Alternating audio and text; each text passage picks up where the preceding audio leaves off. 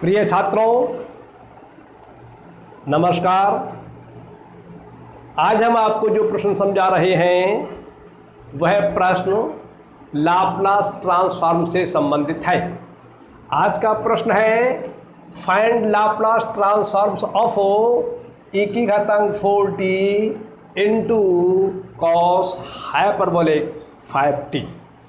इसका आप लोग को लाप्लास ट्रांसफॉर्म निकालना है। जिस प्रकार से आप लिखते हैं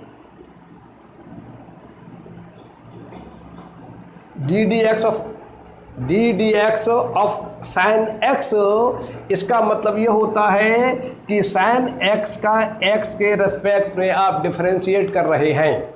इसी प्रकार से अगर ये लिखा है लाप्लास साइन ए टी, तो इसका मतलब, इस संकेत का मतलब यह है साइन ए टी का आप लाप्लास ट्रांसफॉर्म निकाल रहे हैं।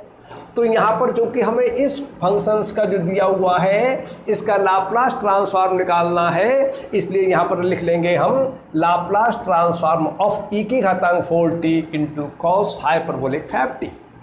अब देखिए, ये जो आपका फंक्शंस दिया हुआ है ये दो फंक्शंस का मल्टीप्लिकेशन है। एक फंक्शंस है e की घातांक 4t और एक फंक्शंस है वो है कॉस हाइपरबोलिक 5t। तो लाप्लास ट्रांसफॉर्मेशन के जब आपने सूत्र याद किए थे तो आपको बतलाया गया था, आपने पढ़ा होगा, आपको जानकारी होगी कि यदि किसी फंक्शंस एफ टी का e की घातांक ए टी से मल्टीप्लाई कर देते हैं तो उस पूरे फंक्शंस का लाप्लास ट्रांसफॉर्म उतना ही होता है जितना एफ टी फंक्शंस का लाप्लास ट्रांसफॉर्म होता है। उसमें जहाँ जहाँ p आया है वहाँ पर आप p माइनस ए कर देते हैं। इस प्रॉपर्टी को शिफ्टिंग प्रॉपर्टी कहते हैं। इसको स्पष्ट करने के लिए आप ये समझ लीजिए कि आपको इसका लाप्लास ट्रांसफॉर्म निकालना है e की घातांक A T into F T का। तो हम क्या करेंगे, पहले हम एफ टी का लाप्लास ट्रांसफॉर्म ज्ञात कर लेंगे। मान लीजिए एफ टी का लाप्लास ट्रांसफॉर्म है एफ पी के बराबर। तो इस पूरे फंक्शंस का लाप्लास ट्रांसफॉर्म जो है वह इसमें जहाँ जहाँ p आया है वहाँ पर हम p माइनस ए कर देंगे। तो ये इसका लाप्लास पूरे का लाप्लास ट्रांसफॉर्म बराबर हो जाएगा एफ पी माइनस ए। तो इसी नियम का यहाँ पर सहारा लिया गया है। यहाँ पर कॉस हाइपरबोलिक 5t को e की घातांक 4t से मल्टीप्लाई किया गया है। तो पहले हम कॉस हाइपरबोलिक 5t का लाप्लास ट्रांसफॉर्म निकाल लेंगे और फिर जहाँ जहाँ उसमें p आया है वहाँ पर p के स्थान पर p माइनस 4 लगा देंगे, क्योंकि इस प्रश्न के अंदर a का काम जो है वो 4 कर रहा है। तो पहले हम एफ पी बराबर कितने निकल के आएगा हमारा Laplace transform of cos hyperbolic 5t। और जैसा कि आप जानते हैं कॉस हाइपरबोलिक ए टी का लाप्लास ट्रांसफॉर्म बराबर होता है p upon p square minus a square. यहाँ पर ए का काम 5 कर रहा है, इसलिए इस सूत्र के आधार पर इसका लाप्लास ट्रांसफॉर्म आपको प्राप्त हो जाएगा p upon p square minus 5 का स्क्वायर। और इसको सिंप्लीफाई करने के बाद आपको प्राप्त हो जाएगा p upon p square minus 25।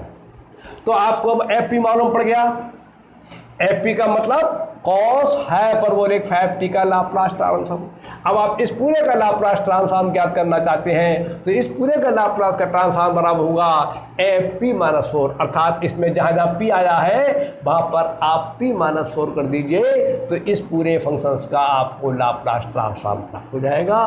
तो हम ये प्रक्रिया यहाँ पर कर रहे हैं, यहाँ पर शिफ्टिंग प्रॉपर्टी लगा रहे हैं। तो यहाँ पर p के स्थान पर हम कर देंगे p माइनस 4 अंश में और हर में कर देंगे p माइनस 4 का होल स्क्वायर और माइनस 25 वैसे के वैसे लिख देंगे। अब एक प्रकार से आपका ये लाप्लास ट्रांसफॉर्म प्राप्त हो गया इसका।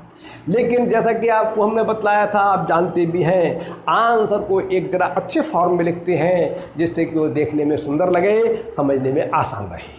तो अब हम इसका सिंप्लीफाई करके इसका सही रूप ला रहे हैं। अंश में p माइनस 4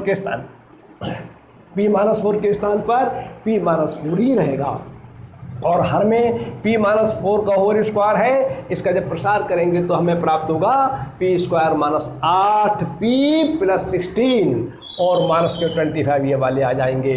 तो अंश में तो p-4 रहेंगे और जब हर में आपके जो ये लिखा हुआ है व्यंजक, इसको सिंप्लीफाई करके ठीक प्रकार से लिखा जाएगा तो हमें प्राप्त होगा p² - 8p-9।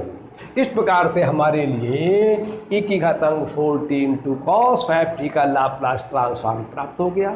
ये प्रश्न पूरा हो गया और यहाँ पर हम लिख देंगे आंसर।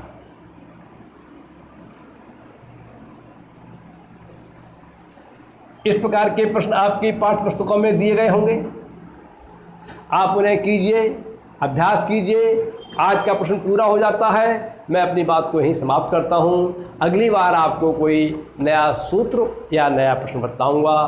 तब तक के लिए नमस्कार।